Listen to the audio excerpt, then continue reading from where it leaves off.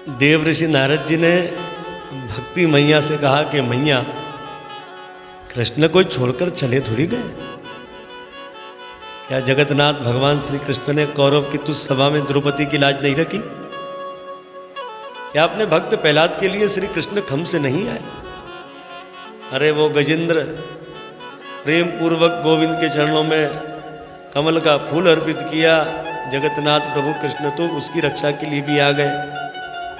इसलिए माँ, श्री कृष्ण का ध्यान करो, वो सबके दुखों को दूर करने वाले हैं। अब यहाँ पर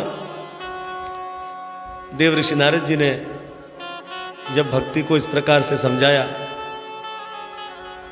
तो देव ऋषि नारद जी ने वैदिक मंत्रों का उच्चारण किया, पर ज्ञान वैराग्य नहीं उठे।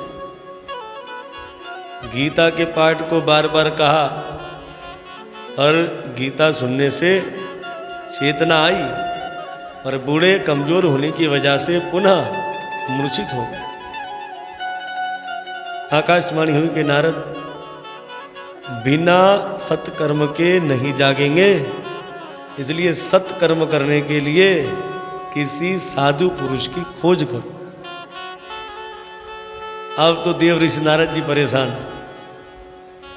एक तो देव ऋषि नारद जी इसलिए परेशान कि ज्ञान वैराग्य जागे नहीं, दूसरा उनकी माँ बड़ी दुखित है, और तीसरा आकाशवाणी भी अधूरी हुई। क्या सत्कर्म है आकाशवाणी ने नहीं बताया, किस साधु पुरुष की खोज करूं ये भी नहीं बताया। तो देव ऋषि नारद जी ने चारों कुमारों से कह दिया, भगवान चिंता मगन तो थे, पर आकाशवाणी ने हमें और चिंता में डाल दिया। सत्संग के बिना किसी का कल्याण नहीं हो सकता। तो गोस्वामी तुलसीदास जी भी कहते हैं, बिनु सत्संग विवेक न होई, राम कृपा बिनु सुलभ न सोही। सत्संग के बिना किसी का कल्याण नहीं होने वाला, और सत्संग साधु ही बताते हैं। तो आकाशवाणी ने क्या कहा कि साधु पुरुष की खोज करो, वही तुम्हें इसका रहस्य बताएंगे। तो देव ऋषि नारद जी ने चारों कुमारों से कहा कि हम तो जल्द ही है। अरे जिस महात्मा को जाकर कहे भक्ति का दुख कैसे दूर होगा, उनके बेटा ज्ञान वैराग्य कैसे जागृत होंगे, पर किसी ने उत्तर नहीं दिया। अरे सबको ऐसा लगा कि हम उनकी परीक्षा लेने के लिए आ गए। देव ऋषि नारद जी कहते, भगवान हमारी चिंता का यही कारण है, सो हमने आपको कह दिया। चारों कुमार हंसने लग गए। वाह नारद ऋषि, इतनी सी चिंता के लिए आप शोक मगन है, इसका उपाय हमारे पास है। देव ऋषि नारद जी ने बोला, कहिए भगवान क्या उपाय है? बोले, ज्ञान वैराग्य पुनः जवान हो जाएंगे और उनकी बेहोशी भी खुल जाएगी।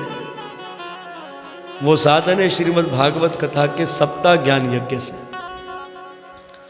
देव ऋषि नारद जी तो मुस्कुराने लग गए। बोले, भागवत कथा तो हमें भी अपने पिता के द्वारा प्राप्त हुई। अब जब उपनिषद सुना दिया, वेद सुना दिया, गीता सुना दिया, तो भागवत भी तो वेद का अंश है, तो भागवत से क्या होगा?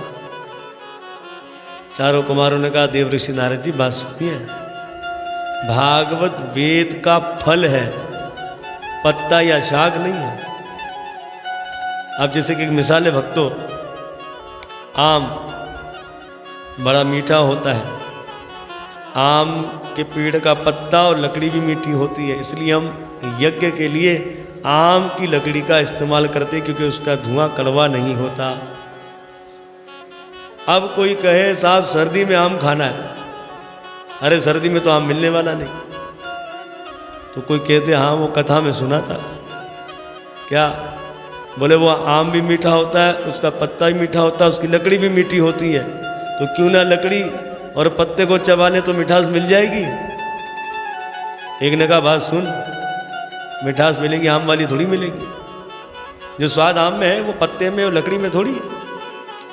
गन्ने के रस से चीनी बनती है, और मिठाई गन्ने के रस से नहीं बनने वाली, चीनी से बनने वाली।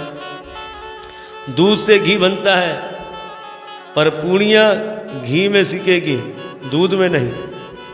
इस तरह श्रीमद् भागवत महापुराण वेद का फल पत्ता शाक नहीं है। ये बात समझ गए देवऋषि नारद जी और कहा भगवान ठीक है, कहो भागवत की कथा बद्रीनाथ में। चारों कुमारों ने कहा बात सुनो नारद ऋषि, ये तप की भूमि है, ध्यान की भूमि है, ज्ञान नहीं हो सकता इसलिए नीचे उतरी है। कहाँ नीचे? बोले हरिद्वार। हरिद्वार में ज्ञान के सुनने वाले रसिक रहते हैं। तो अब सब लोग हरिद्वार में आ जाएंगे और वहीं पर ये ज्ञान यज्ञ होगा। अब चारों कुमारों को लेकर देवऋषि नारद जी आ गए। गंगा मैया की जो रेती बालू का उसका आसन बनाया चारों ऋषियों के लिए। चारों कुमार आसन पर बैठ गए और सब लोग वहाँ पर जय घोष कर कर आ रहे हैं। गंगा मैया की जय, हरिद्वार धाम की जय, श्रीमद् भागवत ज्ञान यज्ञ की जय। शंख बजाए जा रहे, बाजे बजाए जा रहे, गुलाल उड़ाए जा रहे।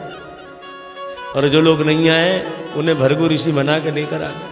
अरे किस बात का भेदभाव करना, अरे भगवान की कथा, चलिए चलिए, सबको लेकर आ गए। चारों कुमार आसन पर विराजमान हो गए और कहा हम आपको श्रीमद् भागवत कथा कहेंगे, जिस कथा को सुखदेव गोस्वामी महाराज जी ने राजा परीक्षित से कहा था।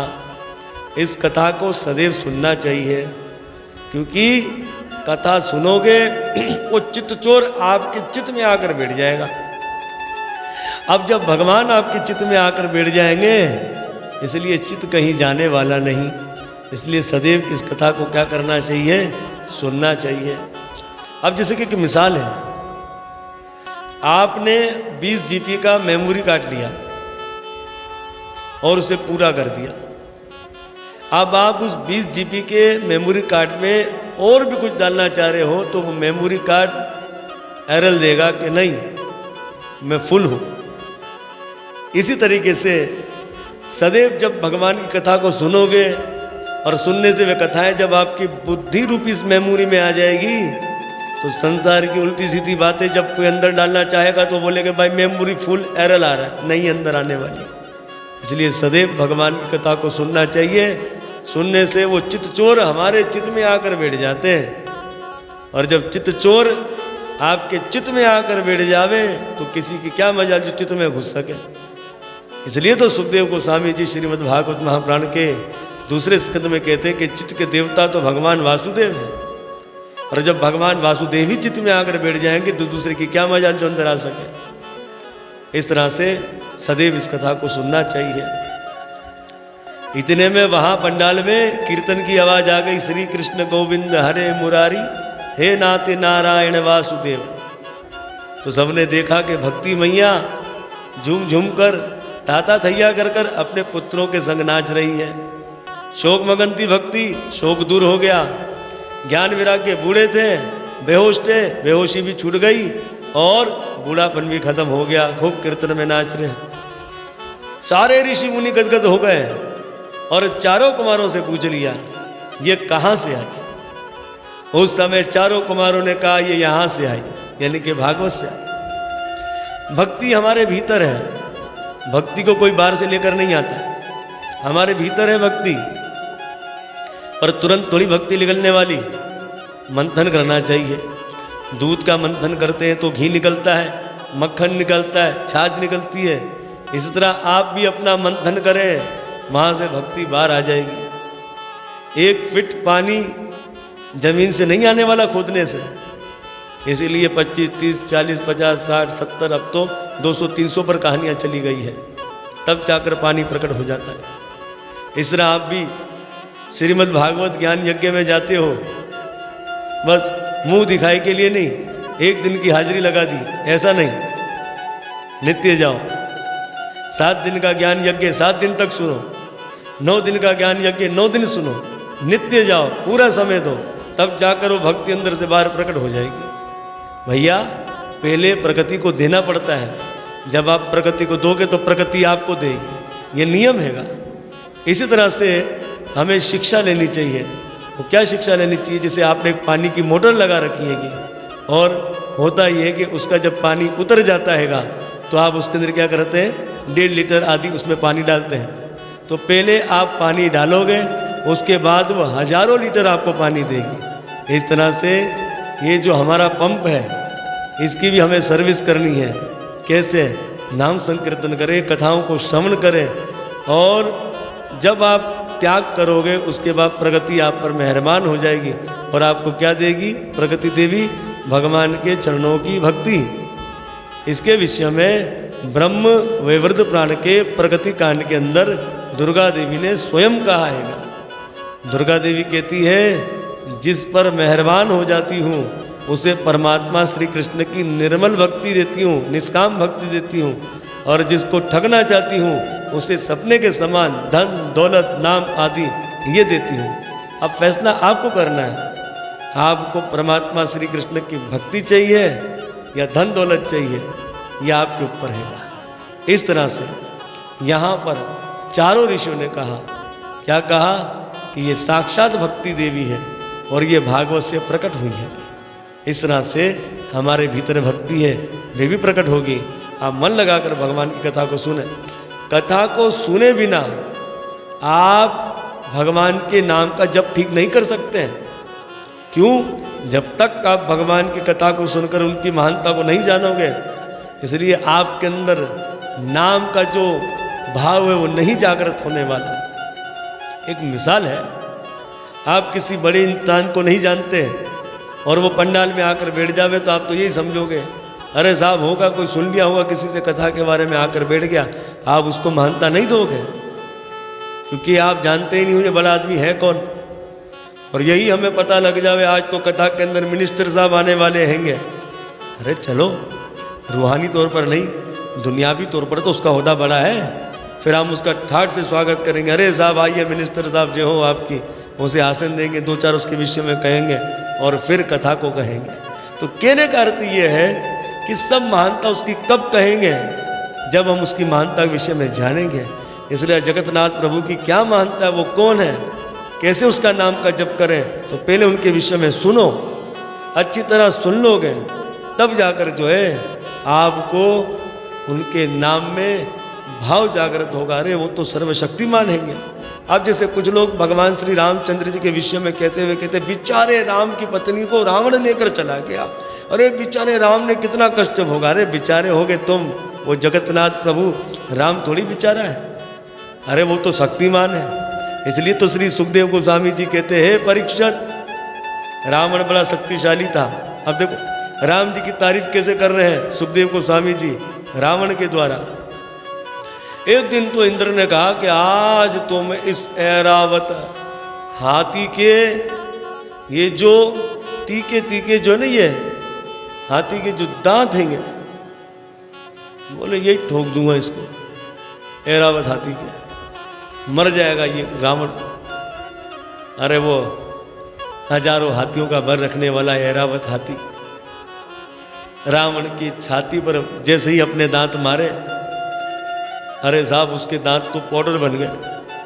बताओ इतना शक्तिशाली वो रावण, और इतने शक्तिशाली उस रावण को मेरे प्रभु राम ने मार दिया। तो राम जी कितने शक्तिशाली हैंगे, और उस राम को हमारे मूर्ख लोग बेचारा कहते हैं। अरे बेचारे होंगे तुम, राम जी थोड़ी है।